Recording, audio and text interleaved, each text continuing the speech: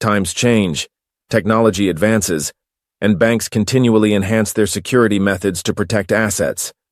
Vaults now boast biometric locks, motion sensors, and advanced alarm systems, while cash transport is guarded by heavily fortified vehicles. Yet, despite these measures, one truth remains constant: no system is entirely foolproof.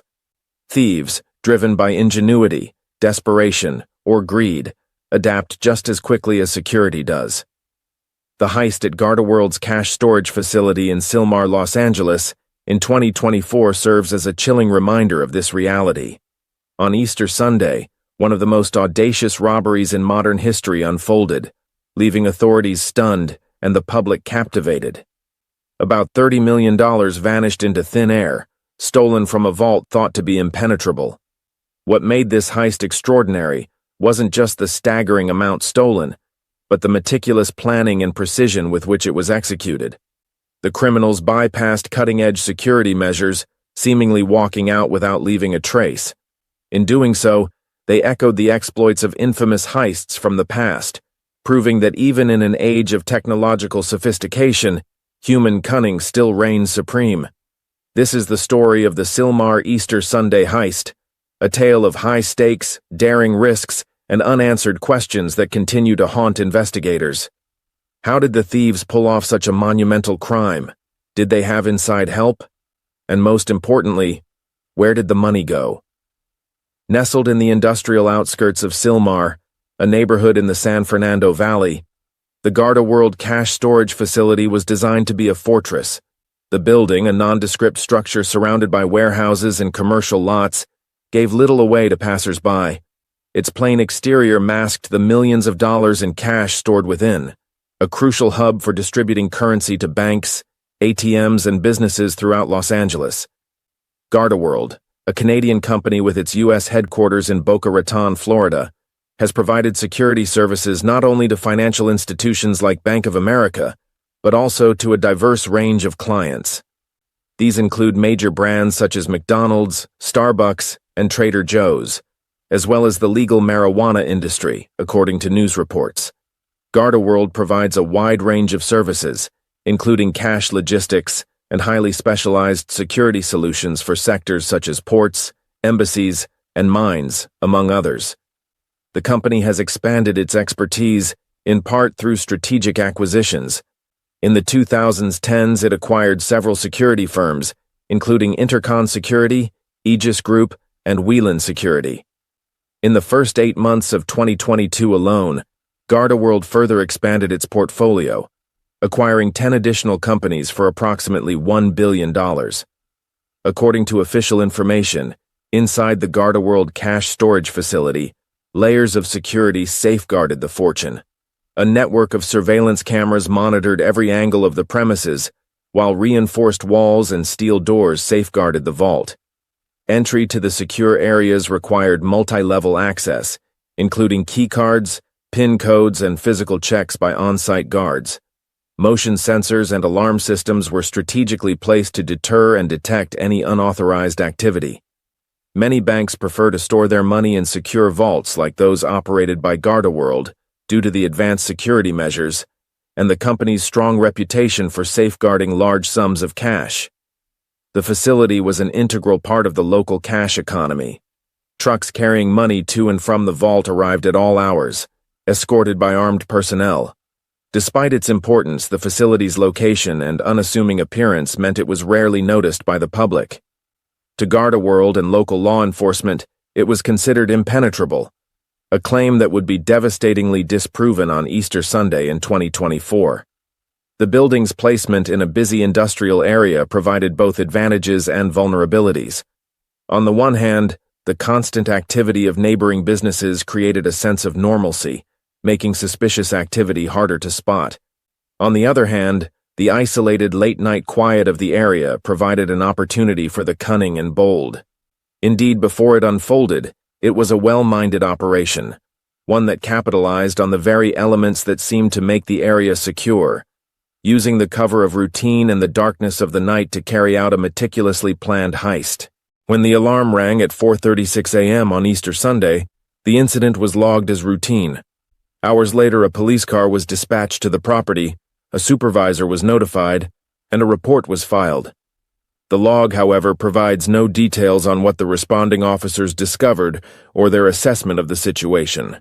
At 7:22 a.m., an alarm sounded at GardaWorld's warehouse, prompting a police response about 45 minutes later. The LAPD log indicates that the alarm was considered valid. Later, at 3:51 p.m., another alarm went off, and a police car arrived around 4 p.m. In this case, the alarm was determined to be a false alarm, as recorded in the log, which was initially reported by TMZ. Arya Kozak, CEO of LA-based Elite Interactive Solutions, speculates that the false alarms triggered before the heist may have been attempts by criminals to test the building's security system.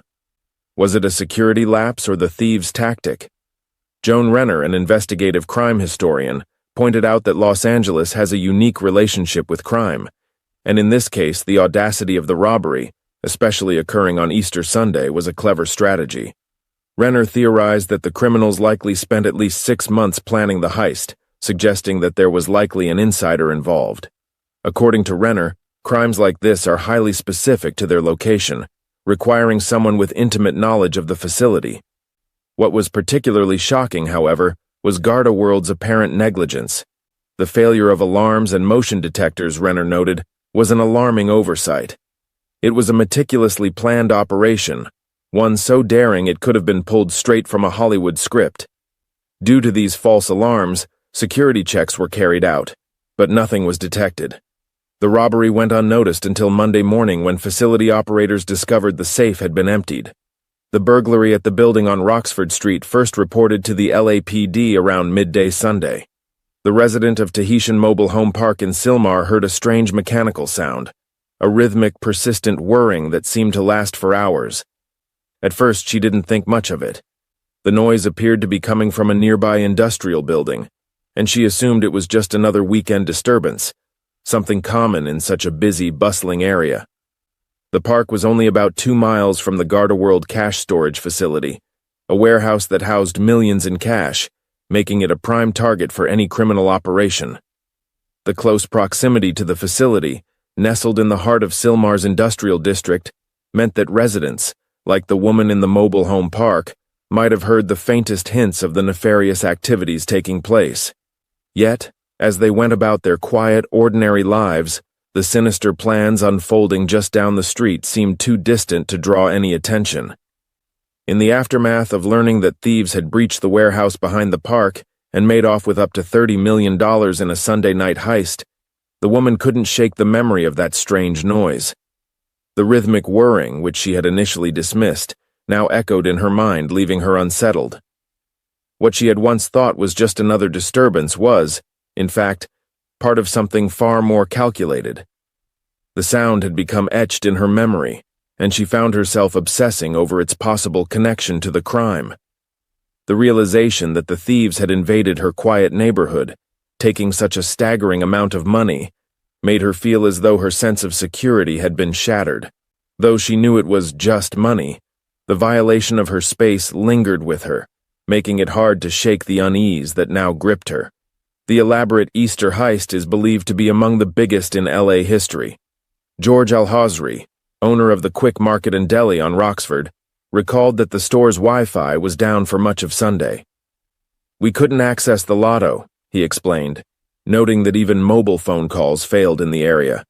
While it remains unclear if this disruption was connected to the heist, the timing raised suspicions. Wi-Fi jammers have become a common tool for theft gangs during their burglaries in Southern California, as they effectively disable security cameras, preventing the capture of crucial footage or images of the thieves and their vehicles. The investigation into the GardaWorld robbery revealed a level of sophistication that left investigators stunned. It appeared that the burglars had carefully planned every step of their operation, breaching the facility undetected. Security footage and forensic evidence suggested that the thieves exploited a vulnerability in the building's security, likely gaining access through the roof using a ladder. The roof had an unnoticed weakness, perhaps a poorly secured hatch or a point that had been compromised. This allowed them to enter undetected, bypassing the building's more conventional security measures. However, There was another curious clue. A section of the building that had been boarded up, an unusual sight for a facility known for its stringent security protocols. This raised the possibility that the thieves might have also used a method involving the walls, or perhaps even tunneled their way into the building. In fact, a KABC TV news report that had aired Wednesday night showed a large cut on the side of the structure, which had been hastily covered with a piece of plywood. By Thursday afternoon, the damage had been repaired, and the wall appeared patched up. So, there had been an attempt by the thieves to breach the side of the Gardaworld building, though it remained unclear whether this was part of their effort to enter or exit the warehouse. Once inside, they bypassed the building's advanced security systems with remarkable precision, avoiding motion sensors and disabling the alarms before they had a chance to trigger. The thieves made their way directly to the vault, which housed millions in cash, carefully selected from various financial institutions. They expertly opened the vault without triggering any of its fail-safes, leaving no signs of forced entry. In a methodical and efficient manner, they removed the cash and valuables, leaving behind only the faintest traces of their presence, nothing that could easily identify them or explain how they had disabled the security system.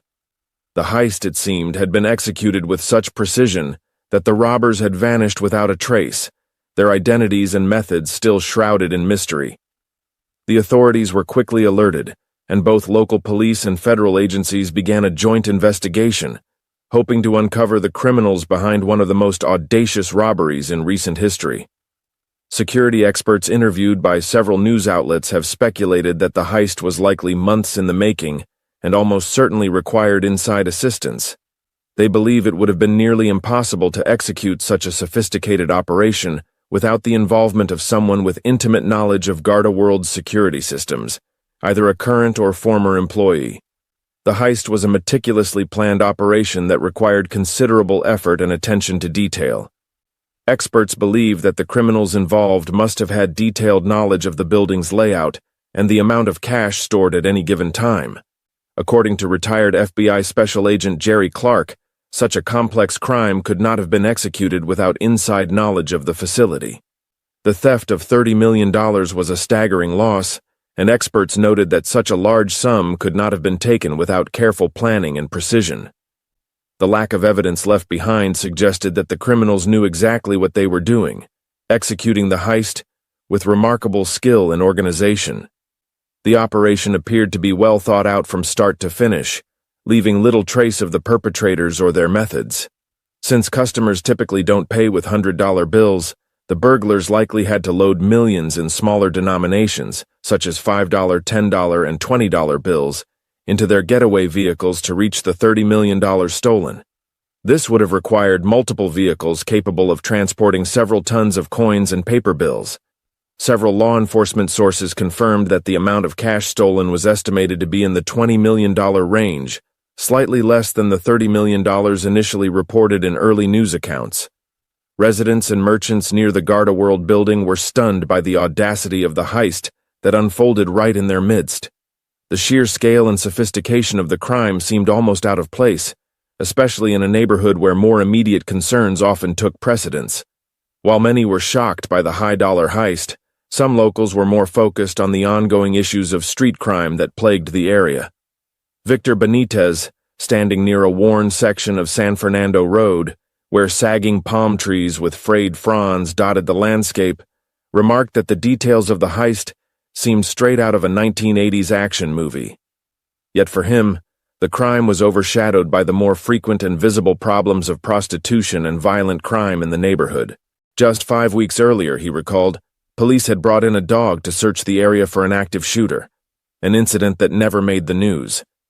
As the sound of a train echoed in the background, Benitez shook his head, offering a final word on the state of the area. "I wouldn't recommend living here." As the investigation into the $30 million heist at Gardaworld continued, authorities began to consider the possibility that inside knowledge may have played a significant role in the operation. The burglary was so sophisticated that it seemed almost impossible for the thieves to have breached the facility without the help of someone familiar with the inner workings of the building.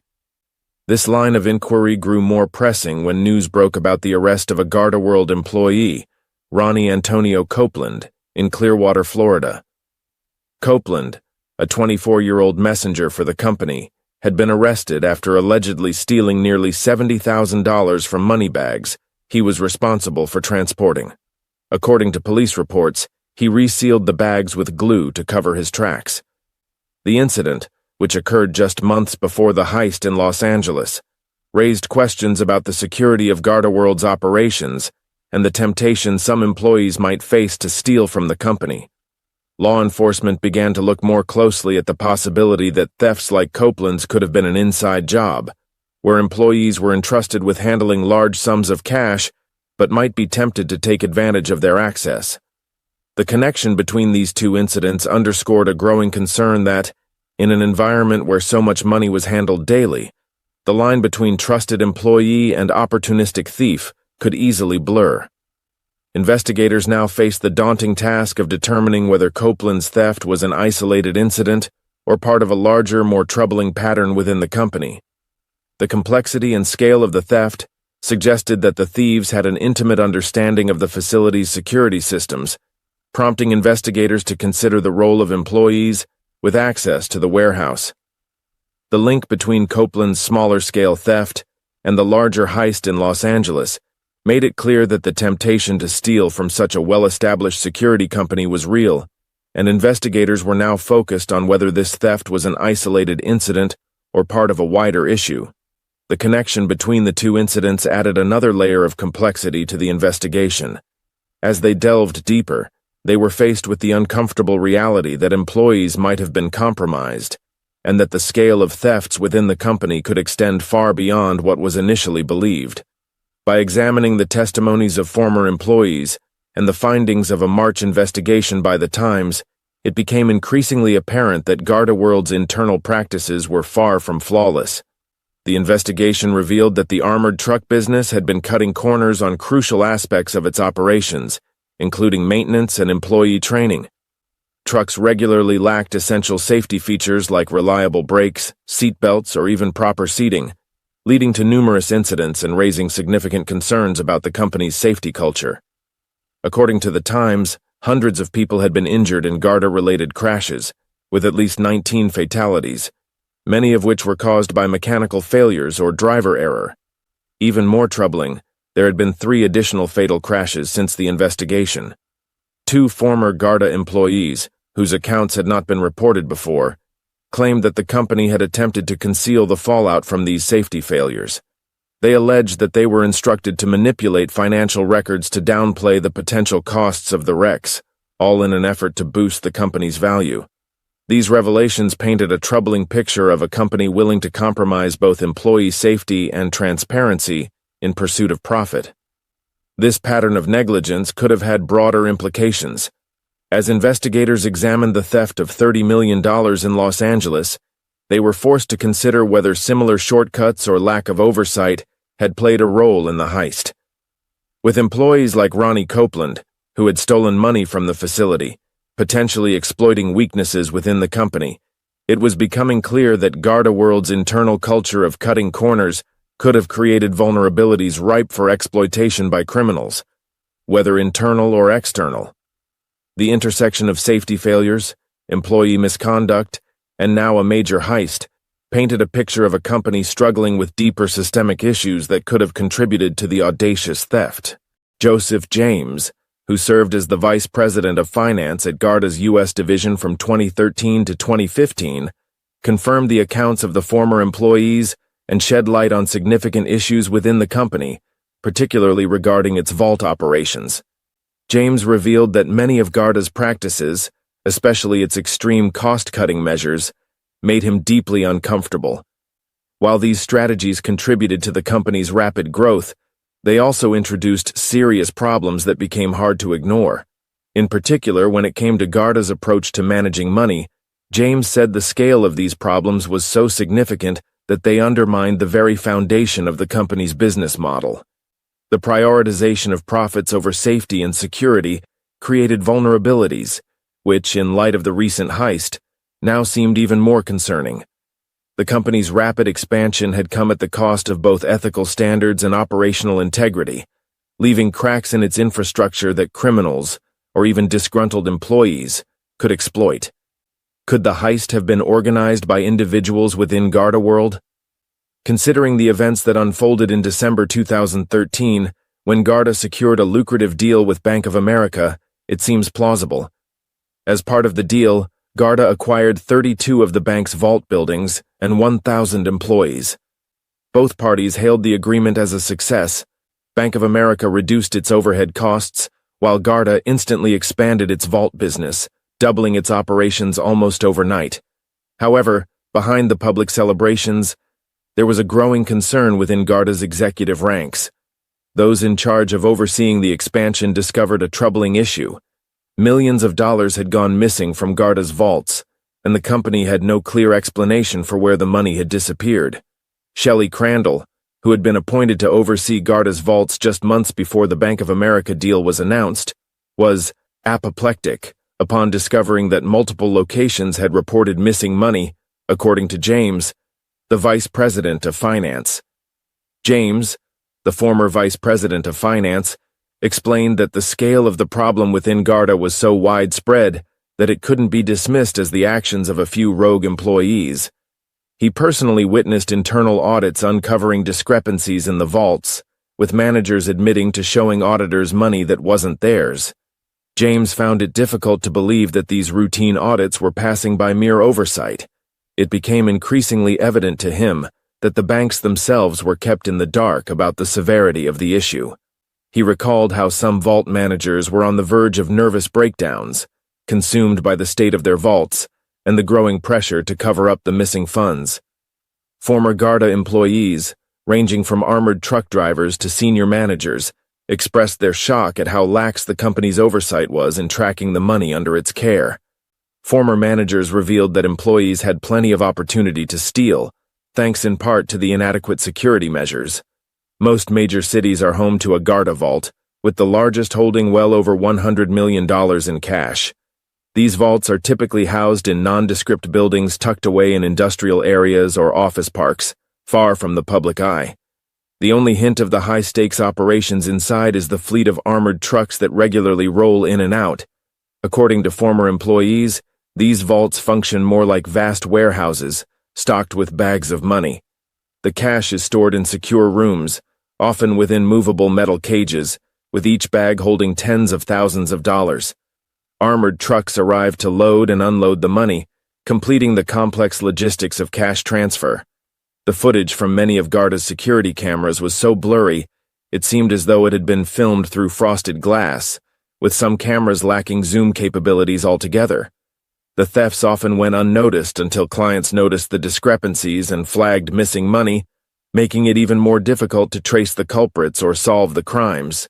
In 2012, Garda experienced a significant theft when $76,000 went missing during a delivery in Springfield, Massachusetts. However, the company did not launch an investigation until a month later, at which point they accused 2 employees of the crime. Garda claimed to have video footage of the theft, but when the evidence was requested, the company failed to provide it, according to court records. As a result, a judge dismissed the criminal charges against the employees. The delay in the investigation and the missing footage raised suspicions of internal mismanagement and lack of proper protocol, further damaging the company's credibility. Garda ultimately faced scrutiny for its failure to follow through on the investigation and provide key evidence, leaving the case unresolved and fueling doubts about the company's handling of thefts. The thefts at the Springfield branch were not isolated, as internal communications revealed. Vault employees accused a coworker of stealing money by concealing it in her bra and shoes. The theft came to light when another employee noticed discrepancies in the amount of money being handled and reported it to management. Despite the accusations, Garda World was slow to act on the allegations, and the company did not immediately launch a full investigation. The accused employee was eventually placed on administrative leave, but no significant action was taken until months later. Another employee pilfered $30,000 over a 3-month period. A third worker admitted to stealing at least $71,900 after he was left alone with open money bags, confessing that he could not resist the temptation. The widespread thefts at this branch highlighted a troubling pattern of misconduct and poor oversight within the company. Eric Quinn, who worked in the Springfield vault between 2014 and 2015, recalled persistent issues, particularly with handling coins. He and other employees noted that coins were often treated with less care than bills, a problem compounded by the heavy and cumbersome nature of the coins themselves. Quinn explained that some banks would receive an excess of money, while others came up short. Garda's response was to shuffle money between different customers, hoping the totals would eventually balance out. It was like shifting money around in what could only be described as controlled chaos, Quinn said, but they couldn't control the chaos. The disorganization in handling such large sums of cash and coins created an environment ripe for mistakes and potential theft, highlighting the systemic issues within Garda's operations. In 2013 in Montana, 3 bags containing $390,000 vanished from a Garda truck under mysterious circumstances. Despite an internal investigation, Garda couldn't determine how the money disappeared. However, a former employee, who had been spending lavishly in Las Vegas, later showed up at a bank with a shoebox full of cash. In 2020, this employee was convicted of money laundering and the transportation of stolen money in connection with the incident. However, federal prosecutors did not charge the individual with the actual theft of the money. At trial, they admitted they could not pinpoint when or where the money was taken, or who took it. Key camera footage that might have revealed the theft was absent. A former Garda employee testified that the truck doors could be easily opened with a broom handle, and the trucks were frequently left unattended, despite company policies that prohibited this. This case is unusual to say the least, the prosecutor remarked in his closing statement. There are a lot of unknowns, actually. A detective involved in the case revealed that employees often failed to follow Garda's money handling protocols, citing 5 other unsolved thefts she was investigating at the time. The lack of accountability and oversight, combined with lax security measures, created an environment where large sums of money could easily go missing without consequence. Brian Fink, who worked as part of a specialized SWAT team that Garda sent to branches facing operational issues, described a company deeply troubled by thefts that it couldn't solve. Fink, who was employed at Garda from 2016 to 2017 before becoming a branch manager, said he left under pressure after an incident where he attempted to fire 2 employees. Those employees, in turn, accused him of pulling a weapon on them in a room that lacked security cameras. Fink's experience spanned multiple branches, including in West Palm Beach, Philadelphia, Atlanta, St. Louis, and Columbus, Ohio. While each location had its own unique methods, he saw consistent issues across the company: broken down equipment, substandard security measures, and weak protocols that made it alarmingly easy to lose track of large sums of money. According to Garda's policies, employees were required to account for every bill and coin before leaving for the night. However, Fink said he rarely saw that rule followed. This lax adherence to protocol created a perfect storm for discrepancies to go unnoticed, potentially paving the way for theft and mishandling of funds. "I don't know why anybody would let them take their money," Fink remarked, emphasizing the lack of proper oversight and safeguards in place to protect the company's cash. The pattern of negligence and systemic issues that Fink observed pointed to deep-rooted problems that ultimately compromised the integrity of Garda's operations. James, the former vice president of finance, expressed his shock at how much Garda was spending on claims related to thefts, especially considering the scale of the business.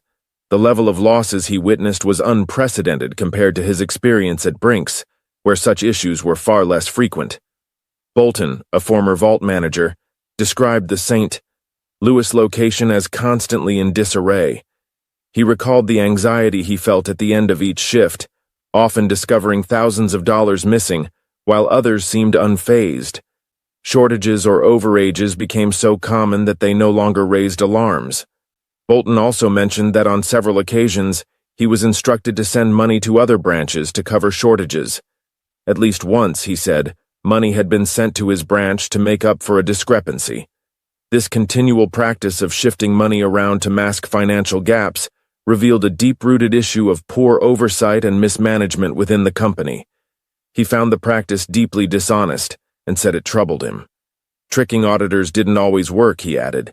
as some banks and retail clients began to notice and complain about the repeated discrepancies. On occasion, both bank and retail clients accidentally gave Garda extra money, which employees moved into what they called the 99 account. 3 other former employees from different branches described similar accounts used to store money of unknown origin. "It's just money sitting there, with no one knowing where it came from or why it's there," Fink explained. "Technically, in a cash business, there shouldn't be any leftover money." Fink and Bolton both acknowledged that Garda often used these mysterious accounts to cover up shortages, further compounding the growing concerns about the company's lack of transparency and oversight. There are specific instances of Garda crashes that, according to him, were far more serious than the company's allocated funds suggested. One such incident occurred in 2013 in Los Angeles, where a 38-year-old Garda driver was involved in a crash. The driver's seatbelt failed, and the aspiring nurse was thrown into the windshield, sustaining permanent brain damage. While the company initially valued the case at $234,000, the risk department believed the actual cost would be between $2 million and $3 million, if not more. There were other similar cases. A second incident, initially valued at $33,000, was expected to cost over $200,000. A third case, listed at $45,000, involved an accident that resulted in medical bills surpassing $340,000. In reality, the cost of that accident was anticipated to exceed 10 times the official estimate. Former employees revealed that Garda employed very good consultants to manage these claims, but the discrepancies between the company's estimates and actual costs raised concerns about its financial handling and risk management strategies. Could such a policy lead to dissatisfied employees? What is the likelihood that some of them may have organized a $30 million heist? With a staggering $30 million in stolen cash likely circulating through the streets, Las Vegas and other major casinos in Nevada and California have heightened security, remaining on high alert for any signs of suspicious activity. Randy Sutton, a retired law enforcement detective with extensive experience investigating major crimes and robberies in New Jersey and Las Vegas, believes the thieves must have devised a sophisticated money laundering plan before executing the daring heist. This operation was highly meticulous, requiring in-depth research and an intricate understanding of the technical side of things, decoding security systems and evading surveillance with precision, Sutton explained. It's not just current GardaWorld employees who are under scrutiny. Former employees are also likely to face thorough investigations.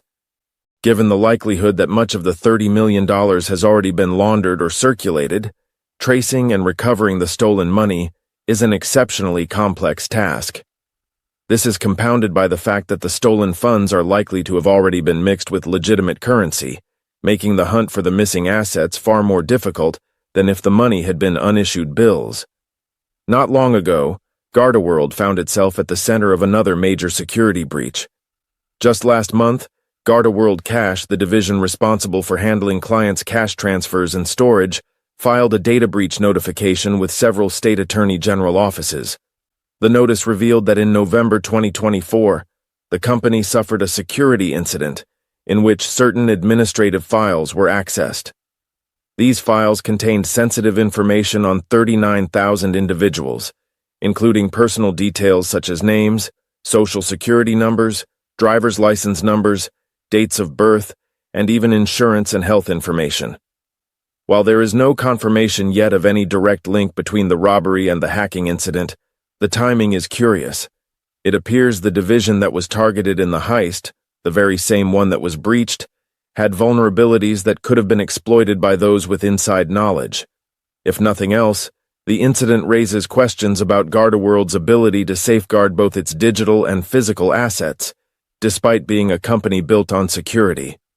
Given the company's history of numerous controversies and the fact that only a select few individuals would have had knowledge of the vast sums of cash stored within, the investigation could yield surprising and unforeseen outcomes. As more details emerge, the possibility of insider involvement remains a chilling prospect, further complicating the search for the truth. The case remains open and unsolved, with too many unanswered questions and a trail that grows colder by the day. Despite extensive investigations, the authorities have found no definitive leads, and the intricate details of the heist continue to evade detection. The absence of clear evidence and the sheer scale of the operation make it increasingly difficult to piece together the puzzle. With no trace of the culprits or the stolen money, this daring heist stands as one of the most elusive crimes.